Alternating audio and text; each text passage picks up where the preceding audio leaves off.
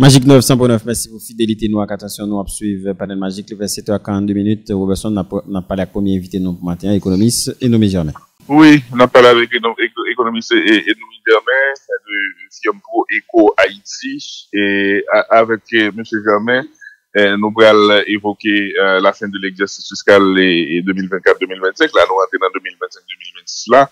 Nous allons regarder avec lui les éléments clés du bilan de l'économie et notre qui partage avec moi, il dit clairement que c'est une économie en décrochage.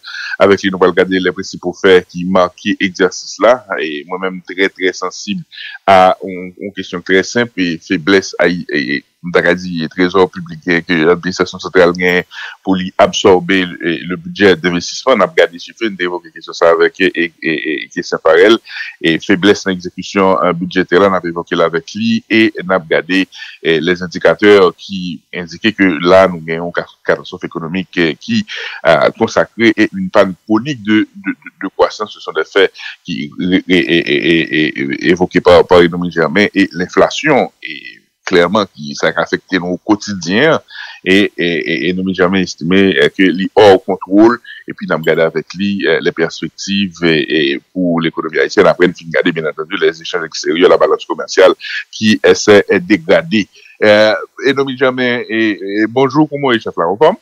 Alors bonjour Alphonse, m'a salué toute co-panélistes, m'a salué tout auditeur auditrice, moi en forme, un plaisir pour ma commentaire.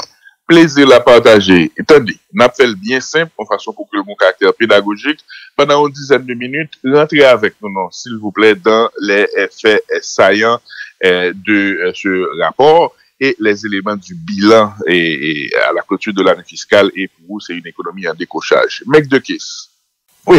Et effectivement, et pour Eco Haïti est publié en note de conjoncture sur, allons dire, l'exercice fiscal 2024 et 2025. La première chose, c'est que nous constatons gagner trois principaux traits, justement, qui marquaient l'exercice ça.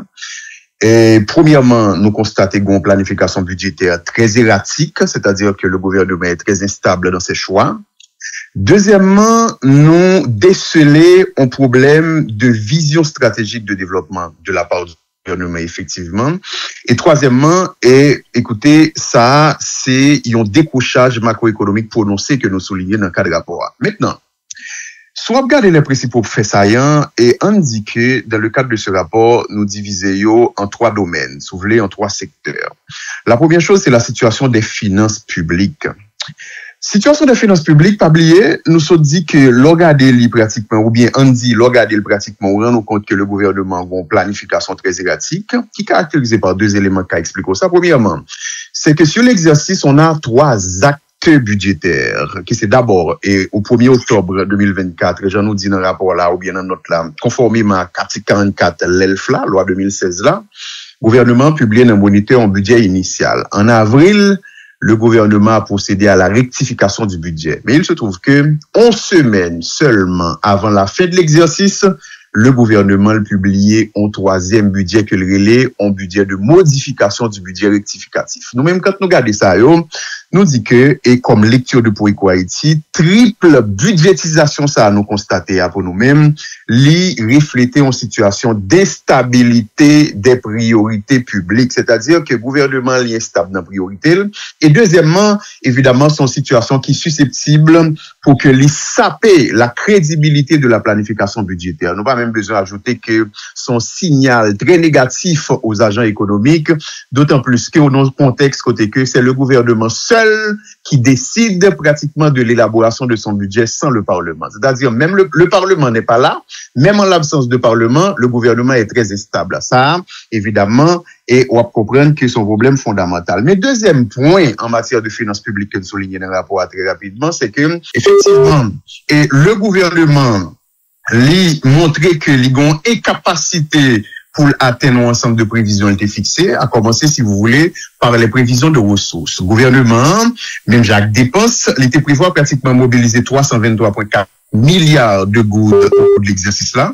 Mais il se trouve que, à seulement un mois de fait exercice, c'est-à-dire au 31 août 2025, le gouvernement n'est pas arrivé dans le niveau ça du tout. Le taux d'exécution pratiquement, ou bien le taux de réalisation des ressources du gouvernement, c'était uniquement 65%. C'est-à-dire que, encore un mois pour exercice en fini, mais c'est 65% des ressources que le gouvernement arrivait mobiliser. On va comprendre son problème fondamental. Et maintenant, le problème d'exécution du budget est encore plus grave pour les dépenses d'investissement qui est fondamental dans la construction de l'avenir de la nation.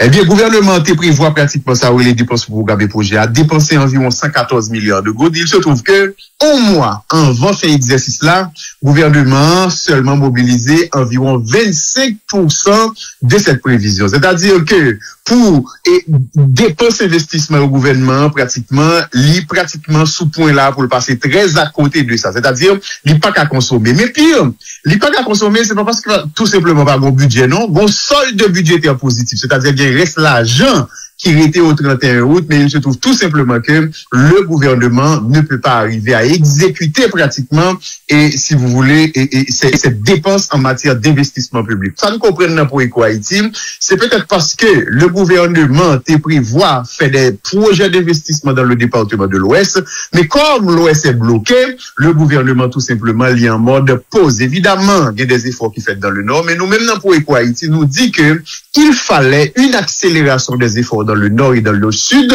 pour que tout simplement, ou essayer en quelque sorte, relancer l'économie à partir de ces zones. Le fait que... Qui te mettait au bon moment, là on parlait de dépenses de capitalio, est-ce que faible taux de dépense ou élevé le sous-financement et programme des projets et sous-financement trésor public? Alors, très bien. Alors, la première chose, c'est que dépenses de capital, il y a bien deux gros parties là-dedans, justement. C'est dépenses de capital, et c'est dépenses d'amortissement, c'est-à-dire amortissement gouvernement fait, et deuxièmement, les dépenses de programme et projet. C'est en réalité, dépenses pour programme et projet, qui c'est véritable projet, si vous voulez, les dépenses d'investissement, pratiquement. Donc, c'est pratiquement qui a un taux de réalisation qui est plus faible là.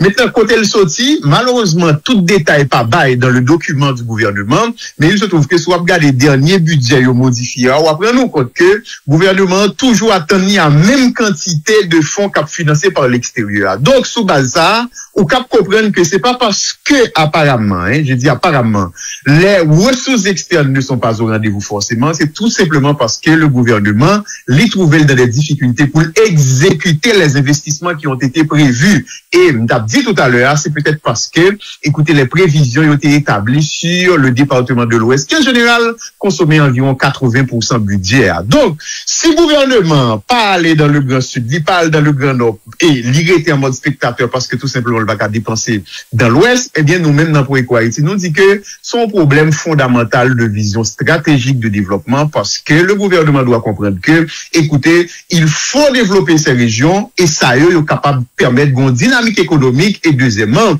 c'est des situations qui sont susceptibles, justement, pour désencombrer le département de l'Ouest qui est bloqué. Là, on comprend sur le plan des finances publiques, il y a un problème véritable. Il y a une errance de gouvernement parce que c'est une exécution erratique. Et deuxièmement, on comprend que le gouvernement a échoué tout simplement dans le genre à exécuter le budget. Là, nous sommes dans le domaine des finances publiques. Mais dans le deuxième domaine qui est abordé justement dans le cadre de ce rapport, c'est, ça me relaie le secteur réel. Et regarder l'ensemble des indicateurs, j'en souligne là, ils ont révélé tout simplement que c'est une économie en situation de décrochage marqué. Premier indicateur qu'on va regarder rapidement, c'est la question de la croissance économique, c'est l'indicateur incontournable finalement.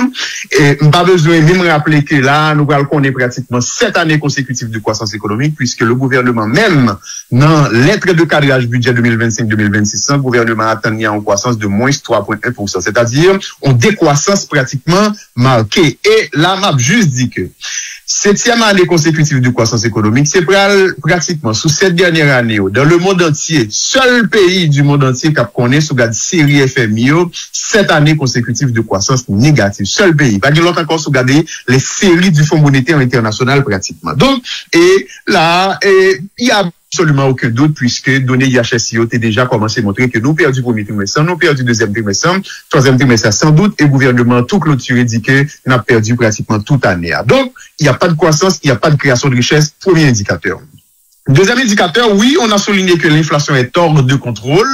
Inflation en Haïti, généralement, expliquée par plusieurs éléments, dont la question de change, dont un ensemble de chocs qui gagnent dans l'économie, dont, bon, pas même besoin de dire la question extérieure, puisque tout simplement, le change sont canaux de transmission de l'inflation extérieure là. Mais il se trouve que le change est stabilisé pratiquement depuis 2 ans et demi. Mais alors que le change est stabilisé, l'inflation n'est pas maîtrisée, l'inflation est hors de contrôle. Et ça, est fondamentalement expliqué par la structure de l'économie, c'est-à-dire que structure de marché dans l'économie qui caractérise, je connais déjà par monopole, par oligopole, et deuxièmement par un ensemble de chocs qui gagnent à l'intérieur de l'économie. Donc, deuxième indicateur, c'est tout rouge. C'est-à-dire que, là encore, l'économie ne se porte pas bien. Principale cause de l'inflation, c'est une des principales causes là, par rapport à certaines la discipline fiscale du gouvernement haïtien depuis au moins 2 ans, en tout cas, on dit depuis, sous Premier ministre Ariel Henry et performance au niveau fiscal qui est salué par le Fonds monétaire international, bon, certaines disciplines fiscales. Maintenant, le problème de l'aggravation de l'inflation est lié à la difficulté qu'il y a pour circulation biens et services sur le territoire. Et l'on regarde des répartitions de l'inflation et sud et ouest là, beaucoup plus impacté, par exemple, que le nord, côté qui a plus liberté de circulation. Donc, incapacité, ça, problème sécurité, ça, c'est un facteur, je dirais, très aggravant. On mettra pour suivre, s'il vous plaît. Évidemment, c'est le problème sécuritaire. Oui. Troisième indicateur que nous avons regardé, c'est la question de l'emploi. Bon, que tout lié à la question de la sécurité alimentaire. C'est que, pour vous dire tout ça, c'est que, et semaine, ça, on a parlé de statistiques, mais une critique fondamentale, vous nous faites. C'est que la question de l'emploi, qui t'a doit intéresser les ménages au plus haut niveau, la question de l'emploi n'est pas suivie dans l'économie haïtienne. On regarde dans l'économie américaine, pratiquement, à chaque fois des statistiques sur l'emploi qui est publié pratiquement, comment ça a son nouvelle pour tout le monde. Mais malheureusement, en Haïti, l'emploi n'est pas monitoré. C'est-à-dire, il y a un élément qui est plus important pour le ménage, il n'est pas monitoré. Donc, c'est uniquement dans le domaine pratiquement industrie textile que l'emploi est monitoré en Haïti, parce que la loi HOP, la loi HELP, lui fait pratiquement injonction à autorité ou bien partie prenante pour bailler des informations sur l'emploi. Et sous garder emploi dans le secteur ça, son emploi, son situation en berne. Parce que d'ailleurs, sous garder dans le début, exercice fiscal là, qui c'est octobre 2024, il y a environ 27 339 emplois qui sont créés. En tout cas, qui gagnent au total dans le secteur, 27 538, pardon, au début de l'exercice. Mais à date, nous gagnons environ 27 339. C'est-à-dire, nous avons une situation de stagnation de l'emploi dans l'économie. Mais au-delà de l'emploi, nous gardons la question de la sécurité alimentaire. Et là, chiffre n'a pas répété tout le temps dans Magic 9, c'est environ 5,7 millions haïtiens qui sont en situation de sécurité alimentaire. Évidemment, Alphonse nous gardait la situation du commerce extérieur qui, pas en nouvelle, puisque au premier mois de l'exercice, l'économie en seulement exporté pour environ 520 millions de dollars américains, alors que l'importé pour environ 3,4 milliards de dollars américains. C'est-à-dire que nous avons un déficit commercial prononcé et déficit nous gagne année ça, l'est déjà dépassé de 14,5% déficit qui était gagné sous même période là année passée. C'est-à-dire que nous avons aggravation de déficit commercial pratiquement. Donc, regardez tout indicateur ça nous conclut. Nous conclut tout simplement que il est suffisant pour nous dire nous, nos situations de décrochage marquées. Et deuxièmement, le gouvernement l'y échoué dans la réalisation des différents objectifs de politique économique qui, en général, visaient dans toute économie. Donc, le gouvernement, sous plan économique, l'y échoué. Nous regardons les situations secteur bancaire là, qui généralement nous dit que peut-être très bien alors que l'économie se porte mal. Dans ce rapport, nous, on a nuancé. On a nuancé pourquoi? Parce que tout simplement, c'est vrai, dans le secteur bancaire, gagner et en situation, côté que ça aurait les rendements sous actifs avec rendements sous capitaux propres, ça aurait les rendements sous équilibre, lui-même pratiquement augmenté, mais il se trouve qu'on est en situation côté que le produit net bancaire, il diminue de 1%. Mais diminution de 1%, message lui voyez, c'est que c'est pas que le secteur a porté le bien, mais c'est parce que le secteur a fait compression des coûts. C'est-à-dire, il y a une attitude conservatrice. Attitude conservatrice, ça veut dire que, étant donné la baisse des activités dans l'économie, il n'y a pas pris un risque, il n'y a pas dépensé encore, en tout cas, il y a contracté pratiquement des pensions pour aider pratiquement dans différents financial statements que vous gagnez. C'est-à-dire que, c'est pas parce que le secteur a porté très bien, mais c'est parce que le secteur a une quantité de stratégie de défense par rapport à une économie en décrochage. Donc là, écoutez, il faut suspendre du secteur bancaire à porter développé très bien. Et d'ailleurs, l'on regarde des chiffres ROA avec ROE secteur, ça aurait les rendements sous actifs avec rendements sous équité, on va prendre compte que, écoutez, dans zone là, le secteur bancaire a une rentabilité qui plus faible, et le secteur bancaire en Haïti a une rentabilité qui plus faible. Donc, le secteur se porte bien, mais il faut faire beaucoup de prudence à ça. Donc, si on regarde le secteur bancaire là, tout, nous pas qu'à dire son situation, justement, qui est très joviale en quelque sorte. Donc, là, on regarde tout ça, on va comprendre, nous font tableau rapidement là, Alphonse, que on a une économie qui, encore une fois, non situation de décrochage marqué, qui c'est caractéristique véritablement de crise macroéconomique aiguë. Les perspectives, vous l'exercez, bien entendu, là, c'est le carnet, hein, parce que les chiffres sont ce qu'ils sont, et projection de décroissance du PIB, moins 3,1%, inflation au mois d'août, 31,1%, et là, il y a le ressenti, et il y a la réalité, difficulté en fonction de côté sur le territoire national là, et, ou partager chiffres déjà sur le déséquilibre de la balance commerciale et, BRH, dernier note politique monétaire libérale, là, en tout cas pour, troisième trimestre année, il dit nous que nous importer pour plus de 3 milliards 5 et 3 milliards 4 nous exporter pour 5 et 100 millions. Donc clairement déséquilibre marqué ou indiqué là et en espagnol c'est 14,5%. Maintenant ça qui intéresse et nous t'ai évoqué récemment dans une interview avec Christian Farel sur les chiffres, et les chiffres disent ce qu'il, la réalité, de la performance du gouvernement et tableau recettes encaissées des dépenses autorisées. Il était très, très intéressé à garder par rapport à budget rectificatif, là, qu'on dit là, et, réaménagement au fait d'insister sur budget et d'investissement, dépenses et de capital, et oui, dépenses de capital, il était prévu que doit être de 138,7 milliards de gourdes, et au 31 août, il y a de 41 milliards de gourdes, gon solde, c'est-à-dire l'État arrêté dans prévision les 97,7 milliards de gourdes que le pas dépensé, et sur le trésor public, qui te gagne, en tout cas, financement sur le trésor public qui te gagne en projection de 36 milliards de gourdes, et c'est 8,8 milliards de gourdes qui réussit, dépenser au 31 août, donc il y a 27 milliards de gourdes, de solde. Donc c'est clair par rapport à sa chiffre dit taux d'exécution, pas une discussion là-dedans. Maintenant là c'est un carnet et pour le gouvernement, c'est un carnet pour l'économie haïtienne. Maintenant que chacun assume ses responsabilités et sa part. 1er octobre, donc c'est début de nos nouvel exercice fiscal là, nous sommes partagés et des données qui m'ont dit sanctionner la performance du gouvernement et nous et ça résultat donc nous partager et données que c'est sous forte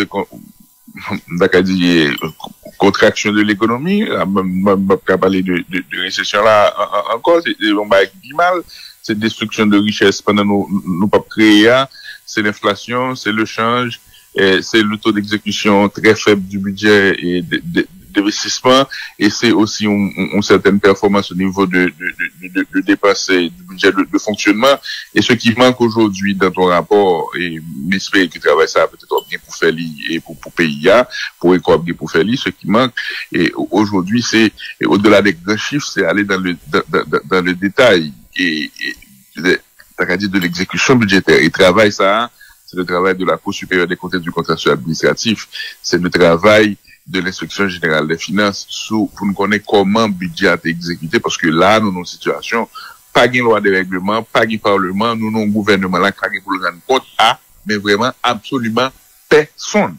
Et l'organe faiblesse ça dans notre exécution budgétaire, et puis pour que dernier reste parti et pour gagner plus de 30% de prévision budgétaire qui non exécutée à un mois de la fin de l'exercice, mon qui connaît fonctionnement l'État dans un moment ça va prendre n'importe goal. Et j'ai lu récemment une note de la Cour des comptes qui dit et on monte sous tes signé un contrat ou à venir le bad pas perdre temps. Je dis et nommé au regard de la nécessité de la transparence, de l'efficacité Et que devrait nous dire aujourd'hui le gouvernement en termes de compte rendu? Que devrait nous dire la Cour supérieure des comptes et du contentieux administratif? Nous connaissons que peut-être dans un an et demi, 2 ans, il va le rapport sur l'exécution budgétaire. Ça. Que devrait nous dire l'instruction générale des finances? Que devrait nous dire monde qui a géré les ressources de l'État? Je dis à la non, pas un parlement, parce que ça, c'est très important pour nous en considération avant de nous poser des questions sur les perspectives de l'année fiscale qui s'ouvre aujourd'hui. Très belle question, point fondamental. D'abord, effectivement, on va dire, le ministère de l'économie et des finances, à la fin de l'exécution de chaque budget, doit soumettre un document justement qui aurait le compte général de l'administration centrale de l'État. Et ces comptes généraux à l'administration centrale de l'État, ça, qui servi par la Cour supérieure des comptes et du contentieux administratif, qui font rapport sur lui, qui vont dans le Parlement, qui constitue au final ce qu'on appelle la loi de règlement. Quand il est au niveau Cour des comptes, on a ce qu'on appelle le projet de loi de règlement. Mais quel est le problème fondamental dans ce processus?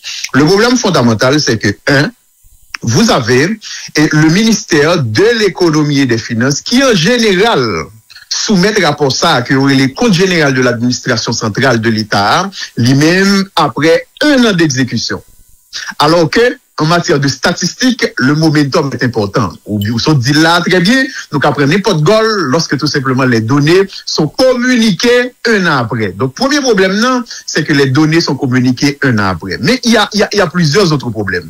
Deuxième problème, c'est que dans ce document, moi, lis plusieurs rapports ou bien projets de loi de règlement que la Cour des comptes et du contentieux administratif fait, on collaborer, pour Haïti collaborer sous quelques là-dedans. Il y a un problème fondamental dans le document du ministère de l'économie et des finances, on va parler de transparence.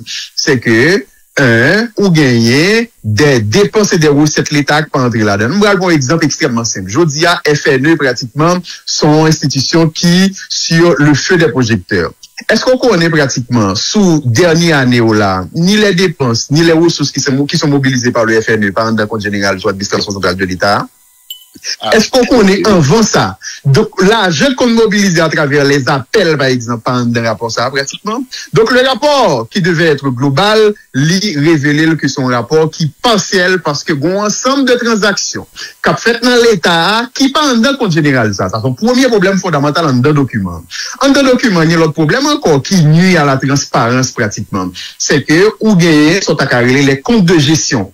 Les comptes de gestion dont ensemble d'ordonnateurs pratiquement. Mais pas de rapport là. C'est-à-dire que ce rapport-là, où on va parler de problème de transparence là, au-delà du fait que, en général, c'est un rapport communiqué très tard par le ministère de l'économie et des finances, qui t'a supposé pratiquement à faciliter le règlement de compte ou bien la reddition des comptes, justement, le ministère lui faillit dans mission ça. La Cour des comptes, pratiquement, a ses responsabilités, mais le problème de Parlement également, c'est un problème grave. Donc, nous voulons dire que, en matière d'exécution du budget, où on a regardé des données là, qui publient très partiellement et sans les détails, justement, dans le tableau et des dépenses encaissées et des recettes encaissées et des dépenses autorisées, mais tout, à la fin, justement, un véritable problème. Autrement dit, aujourd'hui, un véritable appel au respect des mécanismes de reddition des comptes dans ce pays, et ça commence par le gouvernement. Et ça commence par le gouvernement et le gouvernement tout entier. Et là, m'a fini ce point, ça va me dire que même ce document-là, Alphonse, qui aurait le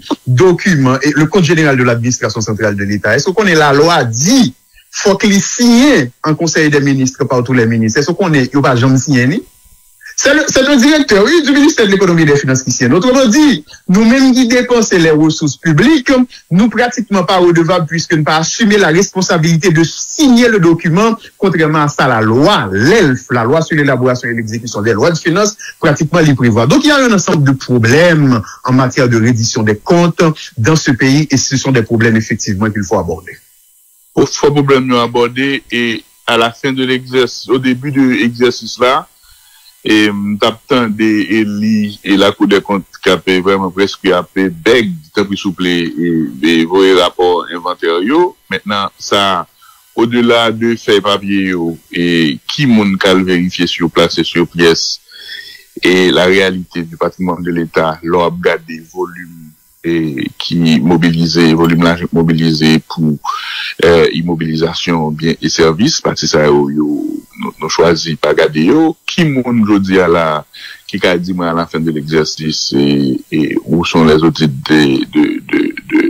des organismes autonomes de l'État, ou des organismes qui ont géré l'argent, côté audité, par exemple, on dit APN, AAN, et pour nous prendre exemple ça seulement, et qui ça, par exemple, n'a comme versé comme dividende au trésor public là, et qui c'est la même question également pour la Banque nationale de crédit et BNC, et nous qu'a posé question tout pour les inventaires, j'en disais tout à l'heure là, et là, bon bagarre, vraiment, c'est la réalité.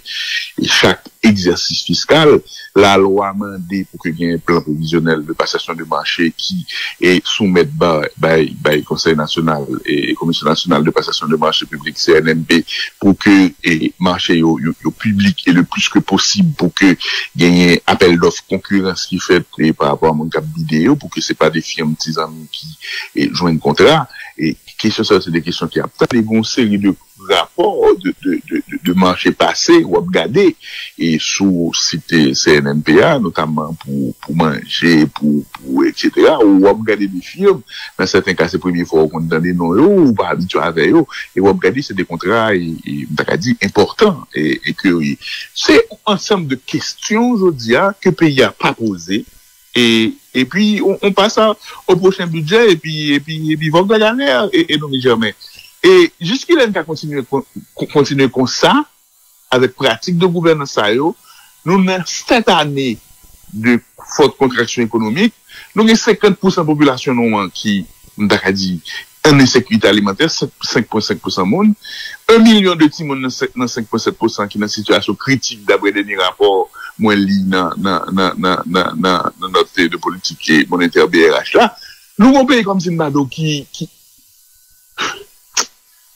en faillite. Et puis, nous continuons à faire comme si de rien n'était. Et ces questions-là ne sont pas sujets à débat, ils ne peuvent pas discuter. Ça nous qui ça, et non, mais jamais que nous créions, encore une fois, moi, ça remonte dans la tête, parce que quand on regarde les chiffres, les trous, l'opacité, nos paquets d'aspects, et en pile aspect, nous créions une monstruosité. Et monstruosité, ça, nous créions, nous pas un gélon. Et nous t'ai dit en début d'année, en citant par exemple le rapport du Fonds monétaire international sur le rapport de diagnostic de la gouvernance. Je t'ai pas nous moyo, oui, t'es non jamais. Parce que, en bout de piste, faut nous dire, problème, t'es là, nous t'es connaît, et est-ce qu'il y a résoudre? Je t'ai dit nous clairement, la gouvernance des finances publiques en Haïti est confrontée à de nombreux défis qui affectent ses fondements. Au-delà de l'instabilité des institutions résultantes des crises politiques et sécuritaires récurrentes, elle souffre, et là, parmi parler non, c'est Fonds monétaire parler d'une absence généralisée de culture de redevabilité et de sanctions vis-à-vis des gestionnaires publics coupables de fautes de gestion et ou d'atteintes diverses à la fortune publique. Je te dis, plus loin, la surveillance interne et externe des finances publiques reste fragilisée par des obstructions fréquentes et impunies aux missions de contrôle et d'audit, compromettant ainsi la réputation et l'efficacité opérationnelle de ces dernières. Enfin, la forte propension des compétences humaines à s'expatrier facilitée par le programme Biden récemment constitue une préoccupation majeure pour le gouvernement, même si les faiblesses persistent. La gestion des finances lui dit que les connaît quelques avancées et à saluer, mais globalement, problème lui existait, notamment a été évoqué la fragilisation de la crédibilité budgétaire.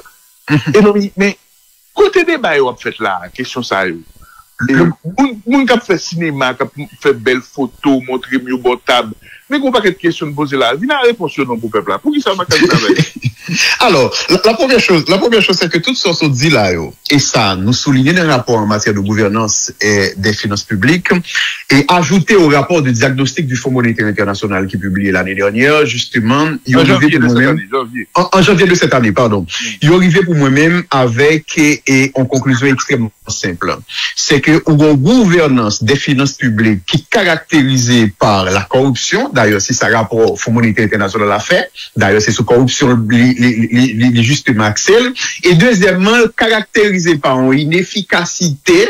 Et troisièmement, justement, lui permettre des enrichissements illicites. C'est ça rapport a dit de manière générale. Maintenant, on va des keyboards, question ça, yo même y a posé. Forme donc, gagné pratiquement, si on regarde depuis l'année 80 jusqu'à aujourd'hui, il y a plusieurs documents de réforme des finances publiques qui élaborés et dans l'objectif d'être implémentés. Il se trouve que effectivement il y a des avancées et il y a une avancée notoire justement c'est l'ELFLA, c'est-à-dire loi sur l'élaboration et l'exécution des lois de finances, mais il se trouve que l'ELFLA pas jamais globalement mis en place. On a parlé de problème d'efficacité par exemple, efficacité des dépenses publiques. Mais efficacité des dépenses publiques.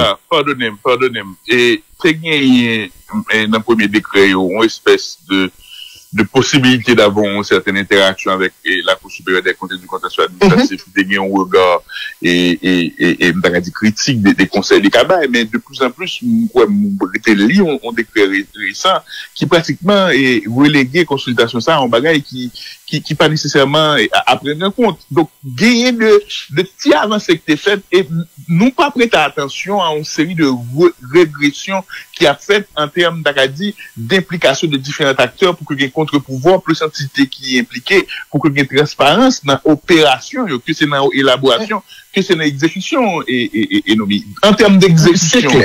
Là, pour nous faire une autorisation ou une validation à un contrat. Maintenant, le reste, le contrôle, ne peut pas être que sur place et sur pièce. Le contrôle doit être dans l'exécution, doit être dans la supervision. Le contrôle doit être dans la physique, parce que nous avons un pays qui a une tradition de nègre, mais doit être un petit genre très long.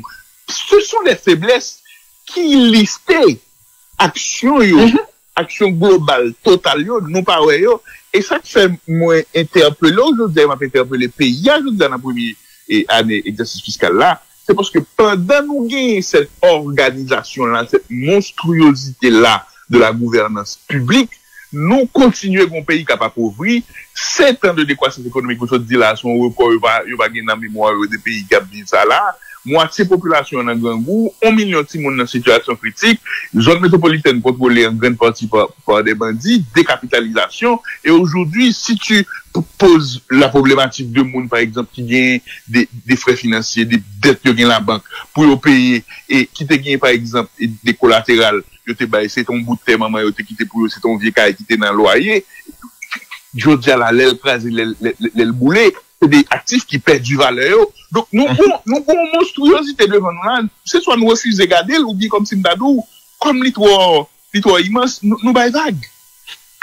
Mais c'est clair. Et c'est ça le comportement malheureux en réalité. Donc, nous t'avons dit tout à l'heure, justement, que, où est tout problème n'a souligné là en matière de catastrophe économique pratiquement, il est lié, soulevé à la situation des finances publiques. Parce qu'en réalité, finances publiques ou bien budget, c'est le principal outil pour aborder le problème ça. Mais budget, justement, faut qu'il est bien élaboré, c'est-à-dire en amont, toute institution impliquée, suivant les prescrits de la loi, pratiquement dans le respect de toutes normes standards, mais également dans l'exécution. Et c'est ce qui manque. C'est que, dans l'élaboration, il y a un problème fondamental. Nous avons dit tout à l'heure, c'est que, ou gagne un gouvernement qui est à la fois jugé parti dans le sens que élabore les documents budgétaires, pratiquement sans l'avis de Cour des comptes, ou bien même si Cour des comptes a un avis contre le gouvernement, pratiquement il avance quand même. Et deuxièmement, ou bon l'autre problème, justement, dans tout arbitrage que le gouvernement a fait, puisque les fait de manière autonome. D'ailleurs, nous sommes parlé de 3 actes budgétaires sous exercice, il n'y a pas de parlement, il n'y a absolument rien. C'est-à-dire que, catastrophe, ça n'a pas décrit là,